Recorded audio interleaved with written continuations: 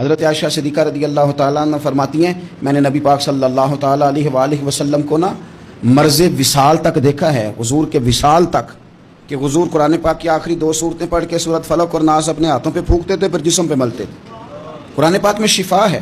اب تو لوگوں نے دم درود کو نا اس کو بڑا ہلکا سا کام سمجھ لیا، ویسے بھی یہ عاملوں کے ہتھے چڑھ گیا، ملنگوں کے ہتھے چڑھ گیا، کاروبار بن گیا، تجارت بن گئی۔ ورنہ قرآن پاک کی آیات پڑھی جائیں تو حضور نے فرمایا سورہ فاتحہ میں شفا ہے، اس میں کرم ہے۔ یہ چیزیں جو بڑی ہمارے لیے سود مند تھی، فائدہ مند تھی، ہم چھوڑ گئے۔ ایک بڑی خوبصورت حدیث ہے، سنیے گا۔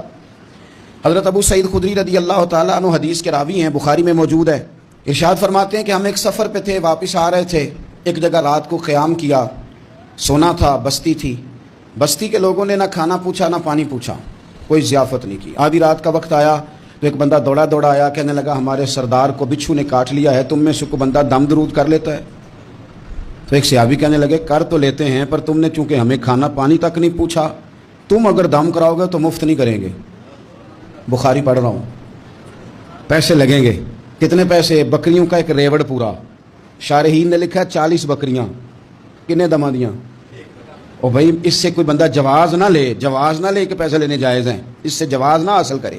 آپ بات کو سمجھیں، پس منظر کیا ہے؟ پانی تک نہیں تم نے پوچھا۔ کچھ لوگوں کا علاج ہوتا ہے، انہوں نے کہا پیسے لیں گے دم کر دیں گے۔ صحابی نے کہا، حضرت ابو سعید خدری رضی اللہ تعالیٰ عنہ فرماتے ہیں وہ چونکہ تنگ تھے، بچھو کاٹ کے، اور سردار کو کہا چل تو صحیح نا۔ وہ صحابی گئے، سورہ فاتحہ پڑھ کے دم کیا، اور حدیث بخاری سے میں آپ کو دکھاؤں گا۔ لوگ کہتے ہیں دم کدھر سے آ گیا؟ بخاری پڑھ رہا ہوں، صحیح بخاری۔ شفا تو اللہ نے دینی ہے نا، رب کریم نے شفا دے دی۔ بکریاں لے لیں، آ گئے جہاں آرام کر رہے تھے اس جگہ۔ صحابہ میں اختلاف ہو گیا، کچھ کہنے لگے بکریاں لینی چاہیے تھی، کچھ کہنے لگے نہیں لینی چاہیے تھی۔ حضرت ابو سعید خدری رضی اللہ تعالیٰ عنہ فرماتے ہیں پھر ہم نے فیصلہ کیا چپ کر کے سو جاؤ، صبح حضور کی بارگاہ میں جائیں گے۔ اگر کریم نے کہا لینی چاہیے تھی پھر تو موج بن گئی، اور اگر کہا نہیں لینی چاہیے تھی تو بکریاں ہانک کے واپس کر دیں گے۔ مسئلہ کیا ہے؟ کہتے ہیں صبح گئے حضور کی بارگاہ میں، جا کے مسئلہ عرض کیا، یا رسول اللہ انہوں نے بھی پانی کوئی نہیں پوچھا تھا، ہم نے بھی کہا دم کریں گے تو پیسے لیں گے، تو ہم نے یہ بکریاں لی ہیں۔ شارحین لکھتے ہیں 40 تھی شاید۔ تو یا رسول اللہ اب کیا کریں؟ حضور مسکرانے لگے، حضور مسکرانے لگے۔